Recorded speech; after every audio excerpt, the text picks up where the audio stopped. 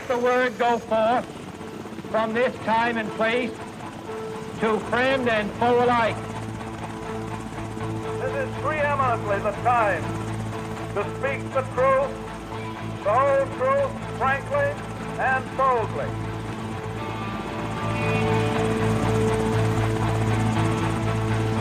History doesn't have to be boring, buttoned up, or inaccessible. And it certainly didn't end in 1945. It belongs to all of us, and we share and add to it every day. Welcome to the History A Go-Go podcast, where I interview interesting guests, cover a motley crew of topics, and it's a place where you can sit, think, and drink all at the same time. I'm your host, Rob Mellon. Hey-oh, the boatmen row, floating down the river, the Ohio. Hey-oh, the boatmen row, floating down the river, the Ohio. The boatmen dance, the boatmen sing, the boatmen up to everything. And when the boatman gets on shore, he spends his cash and works for more than dance. The boatmen dance, oh dance, the boatmen dance. Oh, dance all night till broad daylight, go home with the gals in the morning.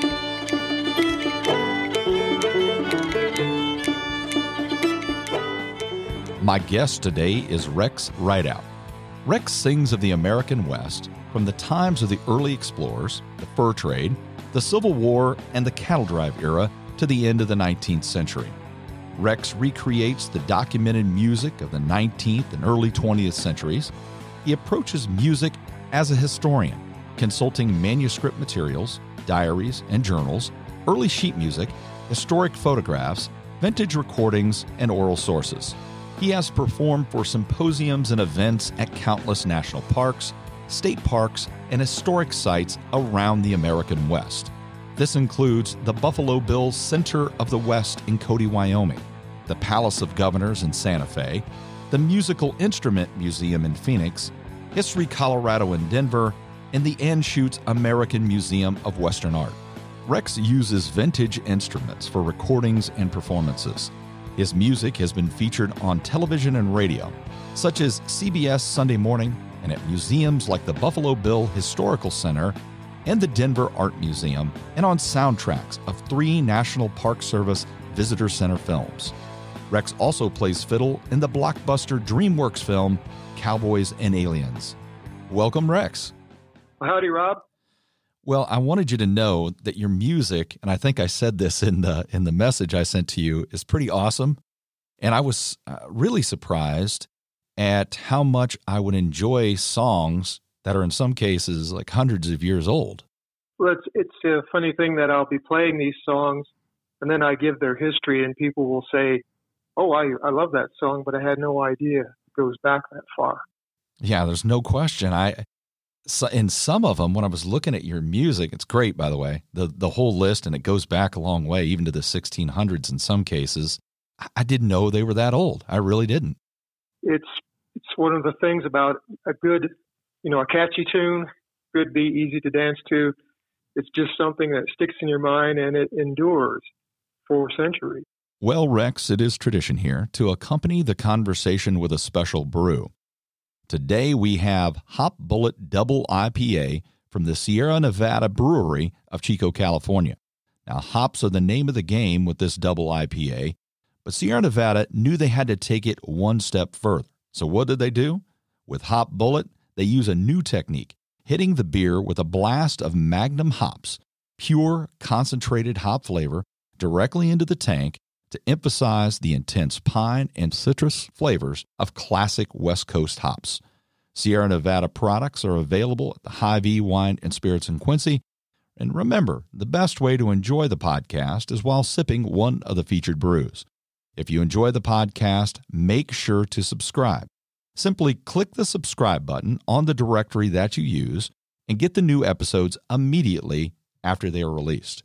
Subscribing is the only way to get new episodes right away. And to all the listeners in over 40 countries and hundreds of cities around the United States, I say thank you. And while raising my hop bullet, I say cheers. So we're going to discuss and listen to some individual songs of yours. But first, I would like to ask you how you do your research, because it seems difficult to capture a song in the same manner as it was played hundreds of years ago. Is that a challenge for you? It becomes a little easier the later in history you go. These things are better documented. But prior to the Civil War, there are printed music and there are sources, but they are limited. And what you go and you dig and you look through people's journals, their diaries, and you read their observations. And I'm always digging.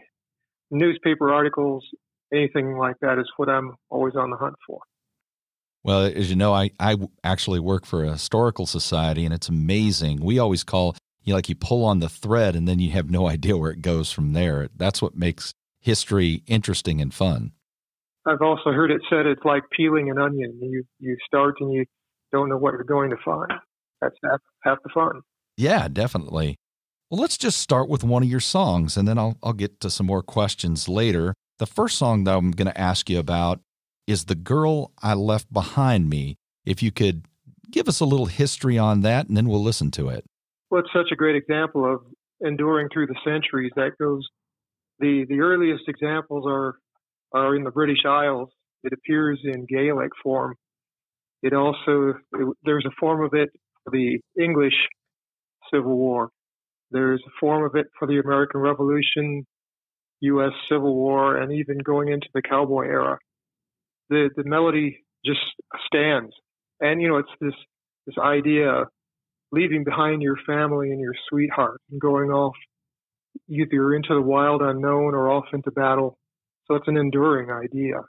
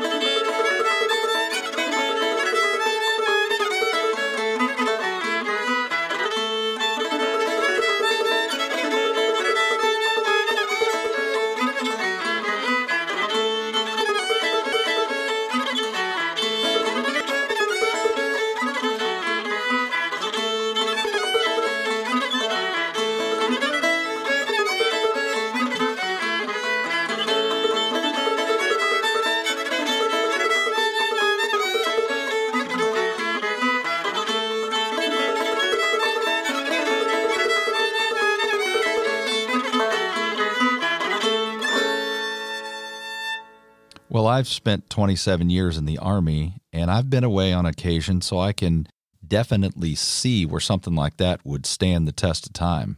It has happened through the centuries and the millennia. It seems like there's a music culture during that time period. I don't know if we've lost it, but it just seems like there's a music culture, and does that just get passed down from generation to generation? The one thing that was happening at that time was that people were very sentimental. So the things that we would say today, that's kind of cheesy. There were heartfelt emotions that people were willing to express. And they also were rather eloquent about putting it into words. Today, there's so much communication as we are doing by phone or what have you. But at that time, the only way you could communicate was in written words. It's just surprising to me that somebody could learn how to play an instrument or where they even got the instruments in the first place. So how did they learn to play the instruments, and how did they even acquire instruments out there in as you mentioned, in the wilderness in some cases? Let's start right at the beginning of the very first of the explorers going out west, Lewis and Clark expedition and the Pike expedition. In the case of the Lewis and Clark expedition, it's documented that they had 2 violin players, at least 2 that are written, and then at least 2 violins. These are not things that are, they're not durable. They're not tough. They can be damaged in so many ways, and it's interesting that they went to the trouble to haul those out from the settlements. So the violin comes on the scene first around the time of the 1840s. The banjo starts to show up in the Midwest and the West, and then there's the guitar. The guitar, as far as the Western places that we know of, like St. Louis or further west, the guitar doesn't really show up until after the Civil War. There's a parallel universe in that the guitar had been out there since the 1800s, the very beginning of the 1800s through the Spanish culture. And so it's interesting how these instruments make their way out into the West. They're not durable, they're rather fragile, and yet they're finding their way out here. That's what is amazing to me. I'm like, it's such a austere life, and in it all, they still have the need to play music. A good example of that, I'll keep going back to the Lewis and Clark expedition because it was very well funded, and it had the approval of President Jefferson, and he enthusiastically saw that it was well equipped. And one of those things was that because they were emissaries to native cultures and they needed to establish relations and then hopefully commerce, they were using music to make connections and to find, some sort of common ground between different cultures. The other part of that is that music was also crucial as far as a diversion. Just when you have some time and you're not struggling to stay alive, that you could sit around the fire and enjoy some music. And that was recognized even by the military at the time as being a very important part. Well, that's a good segue because I was going to bring up one of your next songs, Soldier's Joy. Soldier's Joy goes way back. It's got another alternate title, which was Payday in the Army. Once again, it's very well applied to the military.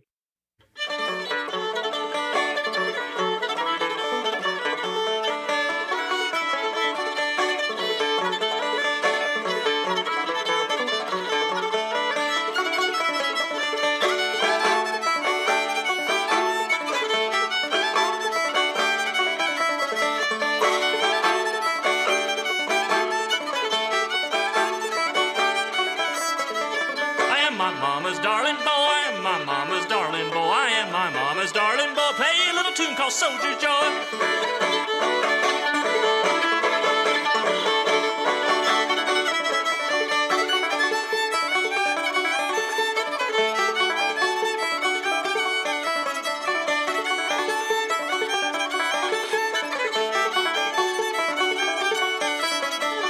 Grasshopper sitting on a sweet potato vine, grasshopper sitting on a sweet potato vine, grasshopper sitting on a sweet potato vine, and along's come a chicken and he says, "You're mine."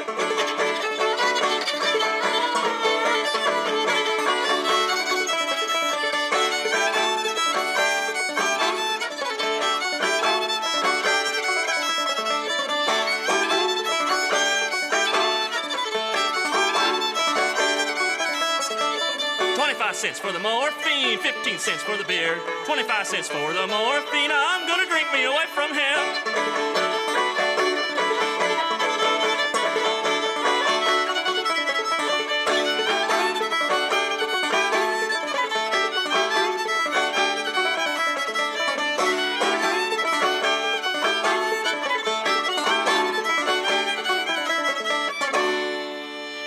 So what's the story of the song itself? Is it just a soldier's joy in getting paid for their service? It goes back a little bit further. It's also known as the King's Head, but it was played in Europe and was recognized as, the military that were serving under the king.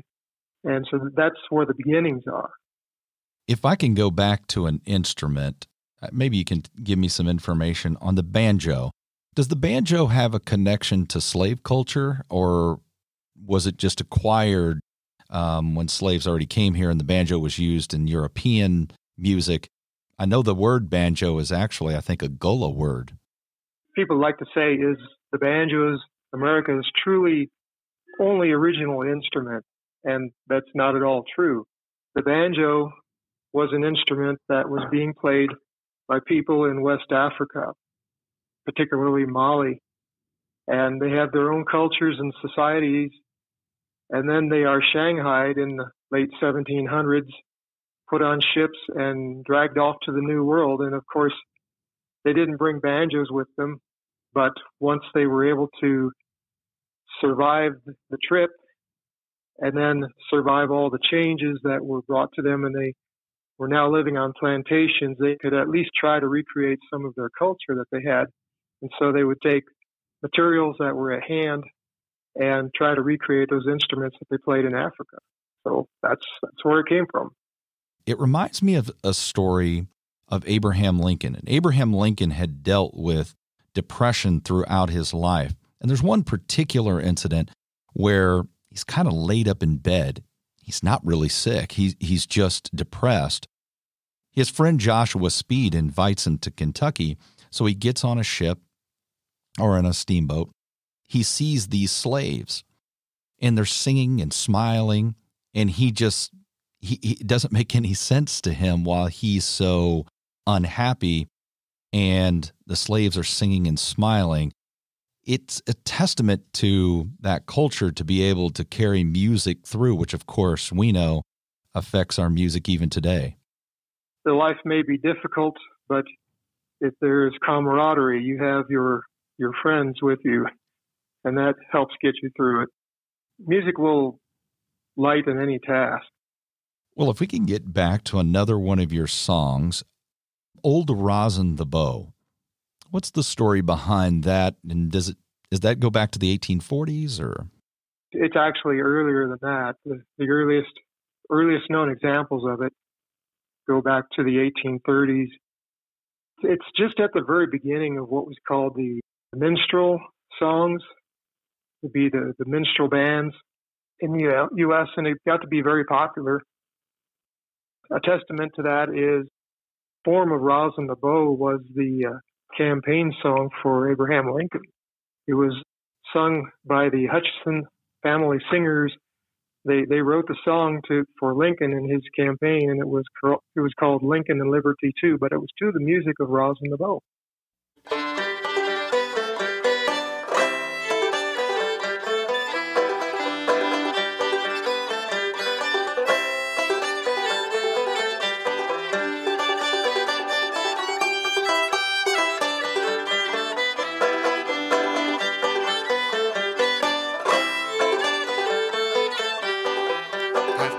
This world all over, and now to another I'll go.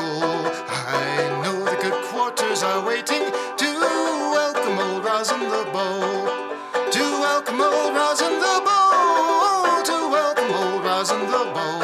I know the good quarters are waiting to welcome old Rosen and Beau.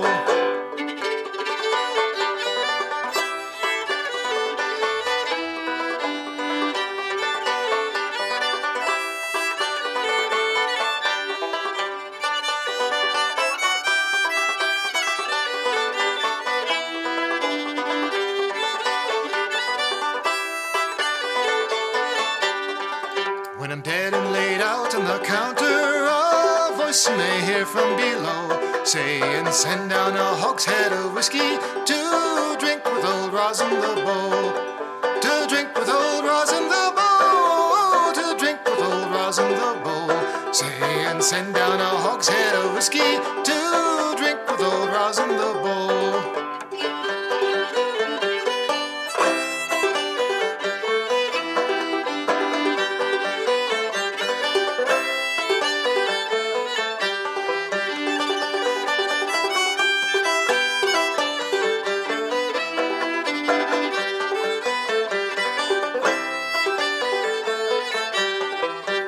Get your half-dozen stout fellas and stack them all up in a row. Let them drink out of half-gallon bottles to the memory of Rosen and Beau, to the memory of Rosen and Beau, the memory of Rosen and Beau. Let them drink out of half-gallon bottles to the memory of Rosen and Beau.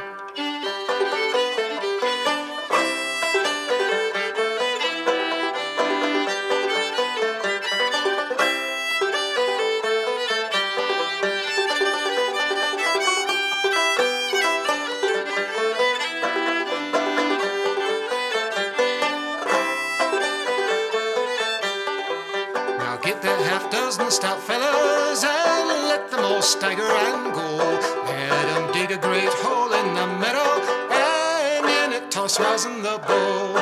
And in it toss rosin the bow. And in it toss rosin the bow. Let them dig a great hole in the meadow and in it toss rosin the bow.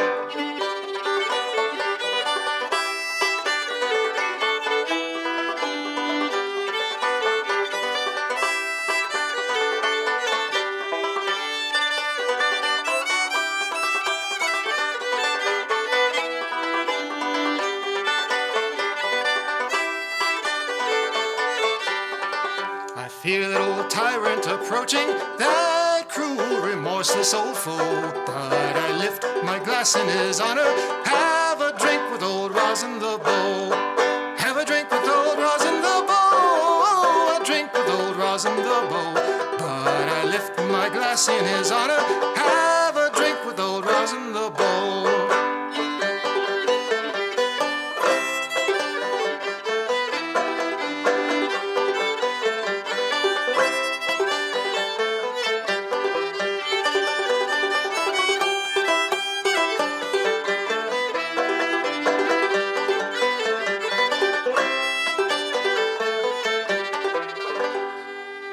When you're watching movies and Hollywood or a TV show has Western music, is it accurate, or do you find yourself being a little frustrated by how it's portrayed? The way that things are being done these days, when they are doing filming for a movie, they usually have historical consultants that try to make sure that wardrobe, accoutrements, and music are a little more correct. But going back to, the 40s, 50s, 60s, 70s, especially the Westerns, it was a little bit frustrating.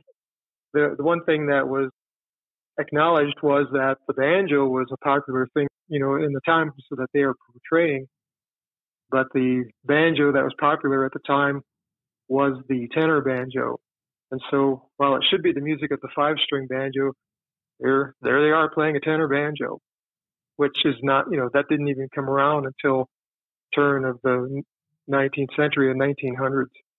So is there a movie out there that does a really good job of capturing like authentic music from the time period? The trouble is that emotions get in the way. You look at John Ford Westerns. The music that was chosen for those movies is fabulous, and it's moving, and it is, it's showing the majesty of the great open West. But it wasn't really the music that was being played at the time. They like to mix like modern rock and roll in with like the old Western genre of music, and sometimes that creates a really interesting modern effect. But I know that that's happened as well. That's a bit jarring to me. I can't reconcile that. That seems common. Unfortunately, as a soldier, sometimes what I'll do is, especially when it's a modern uniform, or even go back to World War II when they have the movies and they get the uniform completely wrong. And I'm like, you spend millions of dollars on this movie. You think you could have asked just some normal soldier if this was right. All you have to do is do a little extra research. But I do find that they are a little more successful at creating a more correct picture than in times before. And with John Ford, I can see what you're talking about. It's the music is pretty awesome. It kind of gets you into that mindset, as you mentioned about the West, but it's not accurate to the time period. So I guess it's a little creative license to get you in the mindset, even though it's not historically, perfect. And that's still happening today in films. It's difficult to get away from that. You've got to create the majesty, the mood for modern audiences. I guess I'll throw in a little thing that I was in the movie Cowboys and Aliens. The producers were trying to recreate the feel of the old John Ford Westerns, but they wanted to have some music that seemed right for the time. And so they had me in the saloon playing fiddle, and my friend Hoyle Osborne was there playing piano. That was close to what you would have found in those saloons. But then there's quite a bit of music going on through that has nothing at all to do with those earlier times. Well, if we can go back to another one of your songs, I know this one has stood the test of time. It's been remade several times, even recently. I think Chris Stapleton remade it. Old Dan Tucker. Dan Tucker was written by Daniel Decatur Emmett. He was the founder of the minstrel group, the Virginia Minstrels. Well, he wrote Dan Tucker in 1843. He would become more famous when he wrote Dixie in 1859.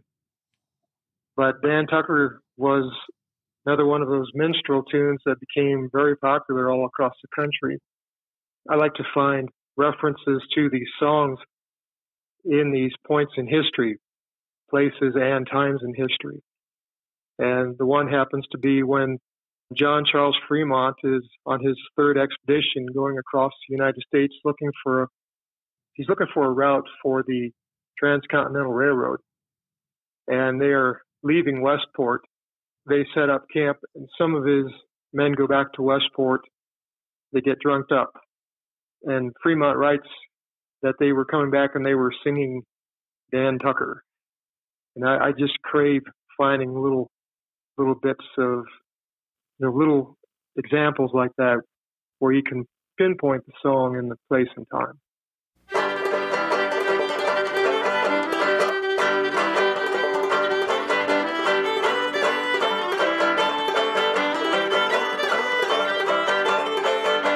Old Dan Tucker down in town, riding a goat and leading that hound. The hound gave a howl, the goat gave a jump. Throwed old Dan a straddle, a stump, and get out the way, get out the way, get out the way. Old Dan Tucker, he's too late to get his supper. Get out the way, get out the way, get out the way. Old Dan Tucker, he's too late to get his supper.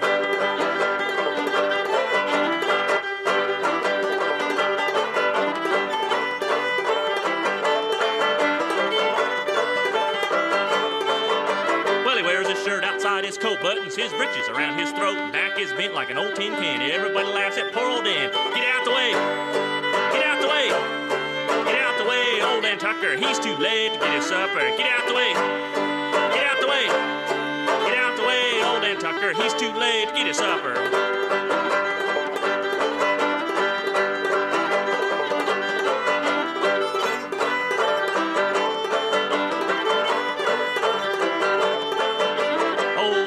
He got drunk, fell in the fire, and kicked out a chunk of fire. Coat got Dan's old shoe. Oh my God, how the ashes flew. Get out the way, get out the way, get out the way. Old Dan Tucker, he's too late to get his supper. Get out the way, get out the way, get out the way. Old Dan Tucker, he's too late to get his supper.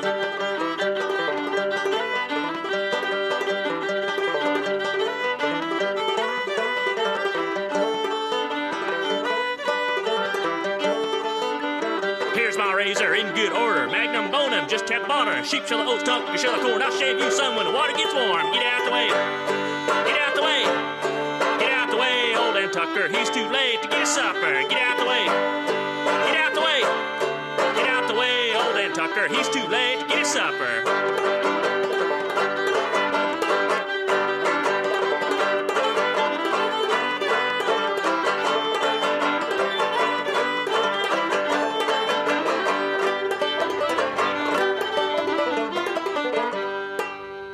And you can just imagine those guys. And of course, you're a musician, so you can almost hear them kind of in their drunken state singing Old Dan Tucker.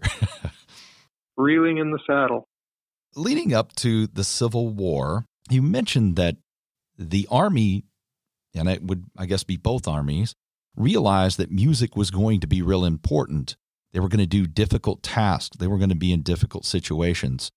And music, it would provide levity and maybe positive thoughts in a really negative situation. Is that what you encountered in your research?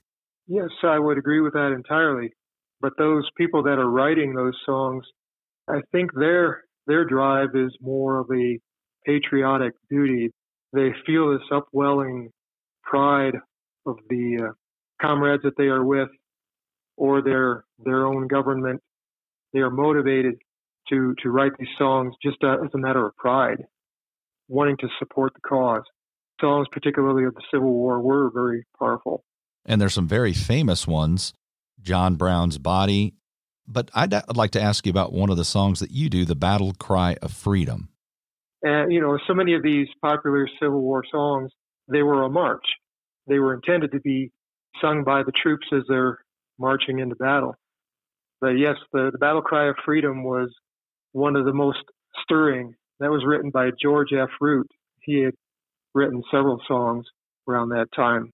Let's see, it was 1862 as I recollect, so it was rather early in the war.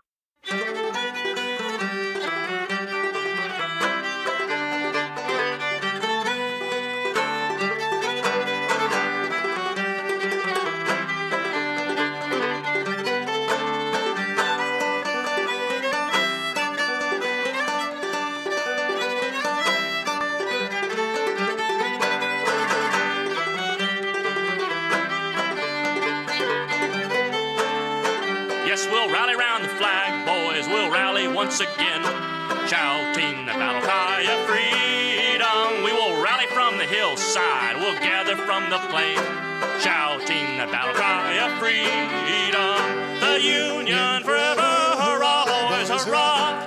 Down with the traitor and up with the star. While we rally round the flag, boys, rally once again, shouting the battle cry of freedom.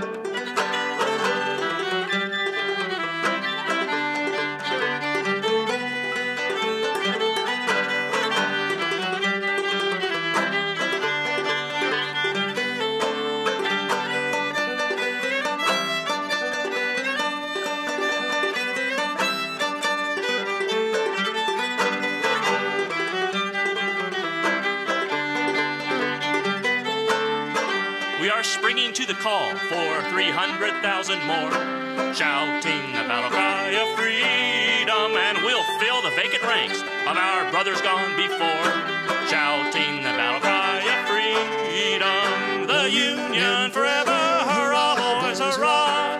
Down with the traitor and up with the star. While we rally round the flag, boys, rally once again, shouting the battle cry of freedom.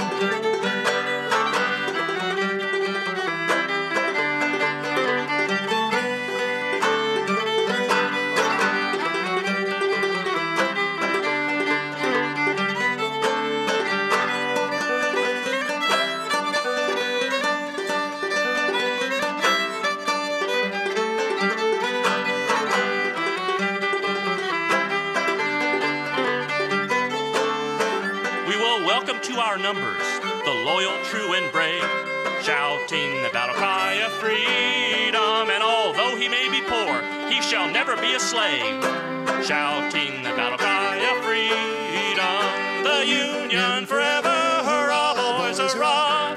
Down with the traitor and up with the star. While we rally round the flag, boys, rally once again, shouting the battle cry of freedom.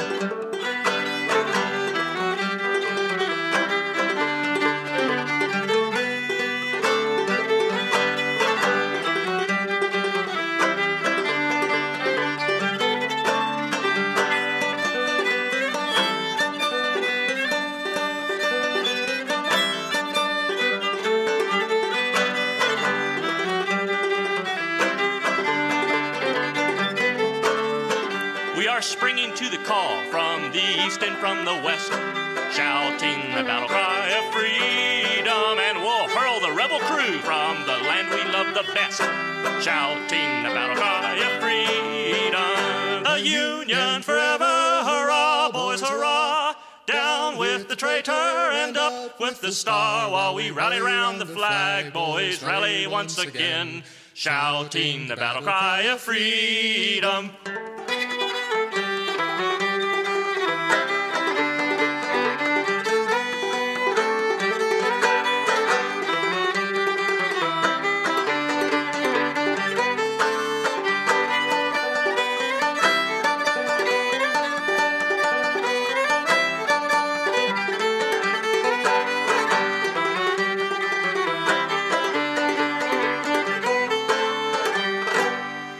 Didn't the Confederacy make a version of that song for themselves? The Confederacy certainly did borrow, and honestly, that was happening in both directions. They mixed up Battle Cry of Freedom with Mary Had a Little Lamb, and that exists in the 19th century. I don't know if it goes all the way back to the Civil War, however. You know, the interesting thing is you brought up Dixie, for example. The interesting thing about that is that was Lincoln's favorite song. I don't know if you knew that or not. When word got to Washington that General Lee had surrendered his sword to Grant, there was a great celebration in Washington. The band struck up a tune, and when they finished, Lincoln requested, "Let them play Dixie. It's ours now." He loved that song. He did love that song, and he always had a way with words, obviously, for the betterment of us all. When you go back and you're researching these different composers and artists from the past, do you land on any that you enjoy more than others? Hands down, the most endearing writer from that time. I mean, Daniel Decatur Emmett wrote some great songs, but it was Stephen Foster that just gets right to me every time with his song. He actually did write songs during the time of the Civil War, specifically relating to that. But his ballads are beautiful, and the words really strike you. So Stephen Foster would be my favorite of the songwriters from the time. Some say he was our first professional songwriter, though Dan Emmett was writing songs before him.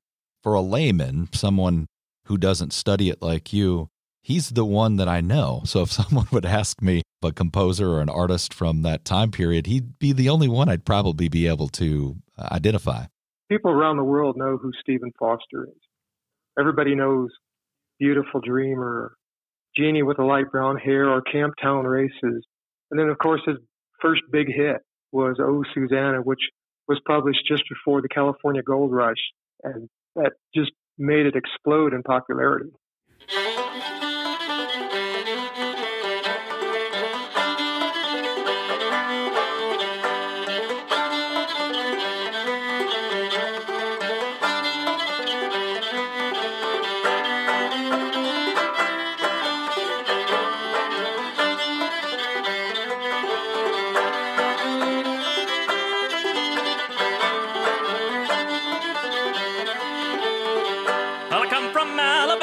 My banjo on my knee, I'm going to Louisiana, my true love for to see. It rained all night the day I left, the weather it was dry, the sun so hot I froze to death. Susanna, don't you cry, oh Susanna, don't you cry for me, for I come from Alabama with a banjo on my knee. Oh Susanna, don't you cry for me, for I come from Alabama with a banjo on my knee.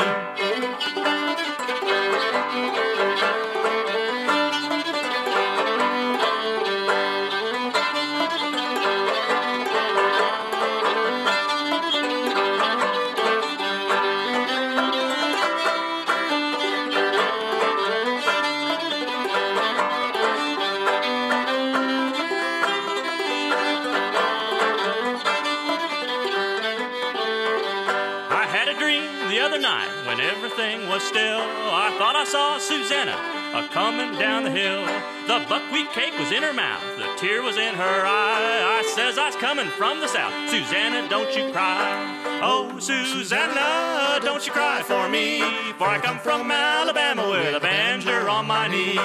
Oh, Susanna, don't you cry for me, for I come from Alabama with a banjo on my knee.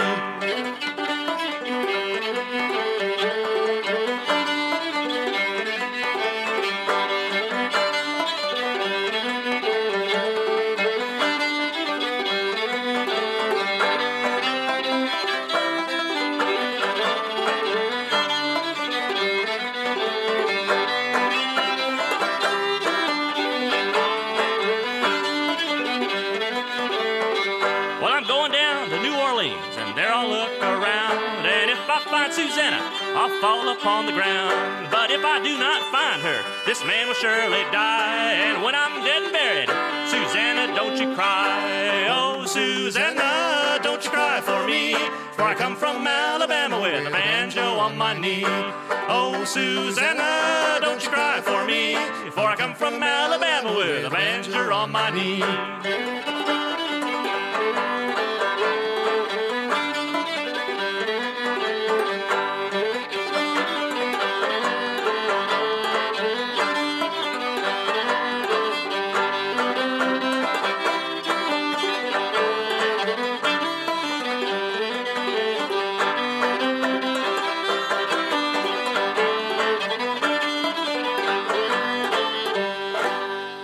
Most school children even know that hymn. Oh, I hope so.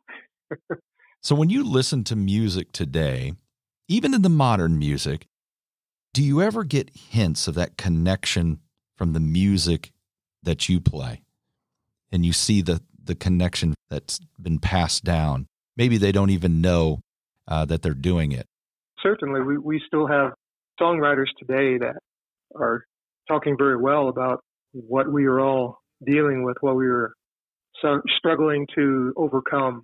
In recent times, there's been plenty to overcome, and there are eloquent songs that have been written for it. This is not a talent that's limited to the 19th century. This is still enduring here in the 21st. No question about that. We've had great songwriters, at least in my lifetime, like Bruce Springsteen and others, and he does that exactly, and that probably harkens back to those composers that you research. Another one from Illinois, Steve Goodman. He was a Chicago guy. Lead us into one more song, and this one I really enjoyed. It was in a live performance I saw you did on YouTube, Frijoles Beanses. Maybe describe that one for me, because that one seems really interesting. Frijoles Beanses was written by Jack Thorpe. He was the first collector of cowboy songs. He published the first book of cowboy songs in 1908, simply titled Songs of the Cowboys. And he also wrote songs of his own. In this case, he simply wrote a poem and did not have any music suggested for it. In a lot of cases, he would suggest what it could be sung to, but not this one. And I liked the poem so much that I wanted to turn it into a song.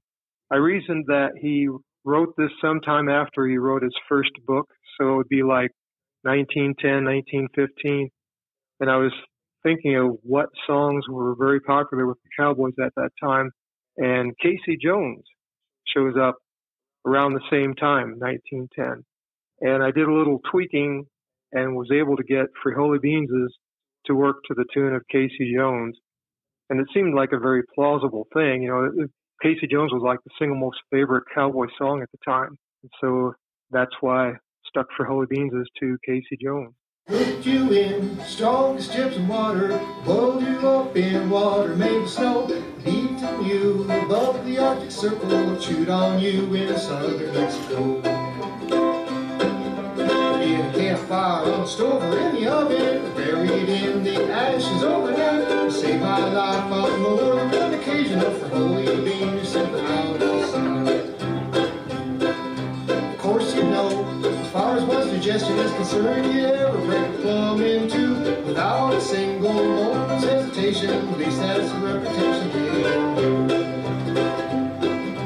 Here's to your health, your little girl for holy, your health I'm pledging by you always stand. You're eaten by the rich and by the lowly, all product of the rest of the land.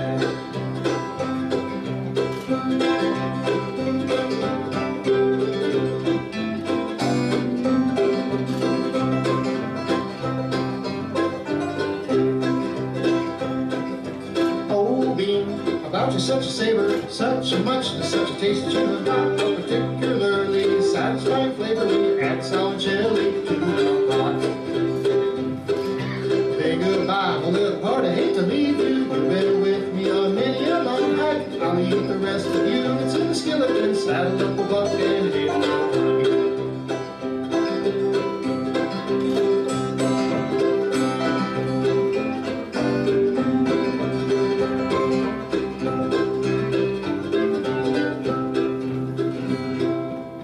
Well, it works really well because it's very enjoyable to listen to. Yes, I like singing it. So I got a question about some of the famous individuals from the Wild West, and maybe they have connections to music as well. I know Billy the Kid loved music and loved to dance. Are there any others that stick out, some of these figures that you may not figure were great music lovers, but they turn out to be? One example is General George Custer. Everyone knows his favorite song was Gary Owen, and then the other was The Girl I Left Behind Me. He loved to have his regimental band play those as they were marching off to glory.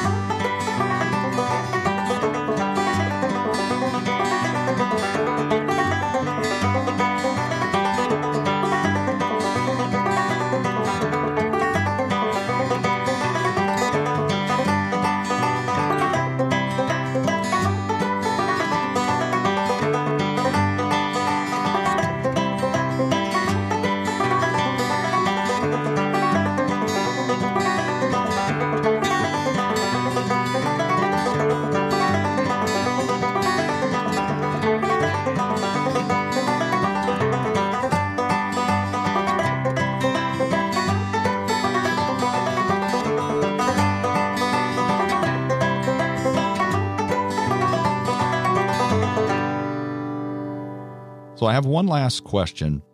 If someone's interested in this music, are there other artists, yourself, obviously? I'm going to put your link in the show notes so individuals can purchase your CD. But are there others that you would suggest that are doing similar work, or other bands that people could check out?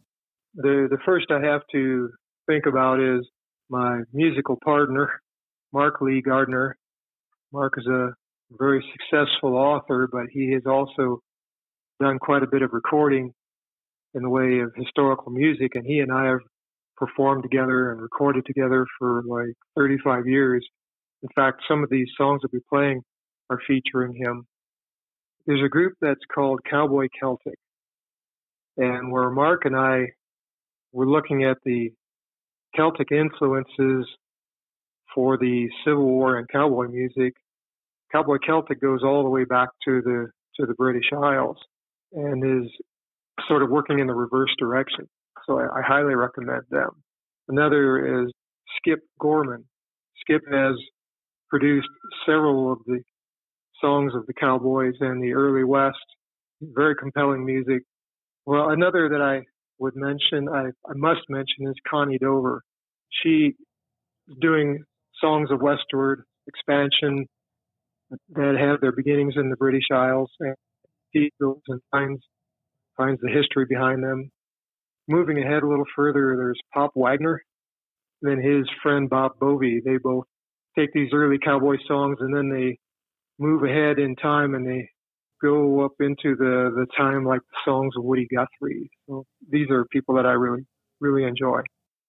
Is there any modern music, like country music, that you enjoy because it does make that connection back to the past?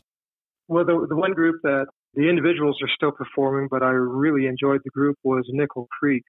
They were choosing old songs and kicking them up a little bit, and their instrumentals were so inventive. I really, really enjoyed that.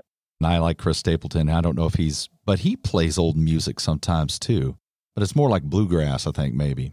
Well, I sure enjoy bluegrass. From Bill Monroe, Earl Scruggs, all the way on up. I do enjoy that music. Does that music have any connection to the music that you perform? The thing about banjo is Earl Scruggs and Snuffy Jenkins came up with a new way of playing the banjo. But some of us believe that what they found was the old style of playing the banjo, the five-string banjo. It was Earl Scruggs and Snuffy Jenkins that came up with the very distinctive banjo playing for bluegrass. Their inspiration for that music was the earlier way of playing the five-string banjo, which was called the classical style. It was called classical because it's playing in the style of the Spanish guitar, the classical style of playing the banjo, which is very well illustrated by Clark Bueling. He's probably the foremost expert on classical banjo in the world. He's a good example of that. Classical style of playing, a three-finger style, and I believe that Earl and Snuffy, they just speeded it up and turned it into what we have today as bluegrass. It's really interesting. All of the music that I've listened to and that we got a chance to listen to throughout the episode today, I think the listeners are really going to enjoy. So thank you once again, Rex. Well, it's sure a pleasure. It's good to get to visit with you, and I hope to come out to Quincy someday and get to see you in person. I want to thank my guest today, musician Rex Rideout, for taking us back in time with his music. The featured brew was Hop Bullet Double IPA from the Sierra Nevada Brewery of Chico, California. Sierra Nevada products are available at the Hy-Vee Wine and Spirits in Quincy. I want to encourage everyone to become members of the Historical Society of Quincy and Adams County. There's a lot of great benefits to becoming a member, including their quarterly magazine, The Governor's Post, which is filled with interesting stories and up-to-date news on the Historical Society. Just go to hsqac.org for more information. Remember to subscribe to the podcast. There's only one way to get new episodes immediately after they are released. Just click the subscribe button on your podcast directory. The music was provided by the band Bones Fork, who are currently recording new material and will have a new record coming out very soon. There are many more episodes coming your way, including discussions about George Washington, the Electoral College, and the tomb of St. Peter. So join us again next time when we talk, think, and drink on History A Go-Go. Hey-oh, the boatmen row, floating down the river, the Ohio. Hey-oh, the boatmen row, floating down the river, the Ohio. The boatmen dance, the boatmen sing, the boatmen up to everything. And when the boatman gets on shore, he spends his cash and works for more than dance. The boatman dance, oh dance, the boatman dance. Oh, dance all night till broad daylight, go home with the gals in the morning.